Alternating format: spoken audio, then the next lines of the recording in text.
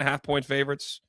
Vanderbilt obviously thrashed them in Nashville, but the return game, they punked Vanderbilt. Like Vanderbilt was a step slow, did not look like they were physically up to the challenge. And Kentucky just got wide. There was no resistance. Kentucky just got so many open, good looks, especially early, and set the tone for the game. A good win for their team, and I think they've maybe turned a corner here, Goodman. I think you can make the argument that this was the most important win of the day. And I'm serious about this because if you look at what Kentucky's got the rest of the way, they're at Texas A&M on Tuesday, and then they get Florida at home on Saturday. I don't think that they're beating Florida at home. I just don't think it's happening. I don't know if anybody's beating Florida at this point. And going on the road to Texas A&M, it's not like Kentucky's been a fantastic team on the road throughout most of the season. They won at Tennessee and they won at Arkansas, but they also got smoked at Vanderbilt. They got smoked at Florida, and they lost at Auburn last weekend. So there was a real chance that if they lost this game and then they lose these next two, you're looking at a situation where they're heading into the SEC tournament with an 18-13 record, 9-9 in the SEC, having lost 6 of their last 7. And if you lose early in the SEC tournament with that kind of finish to the season, that's playing game type stuff. That's like bubble type stuff. And they were able to come out here early. It was never a question.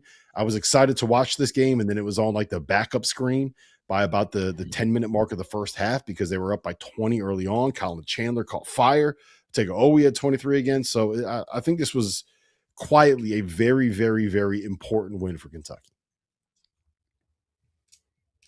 Yeah, no, I agree. I mean, and to me, again, it gets them out of that 8-9 range.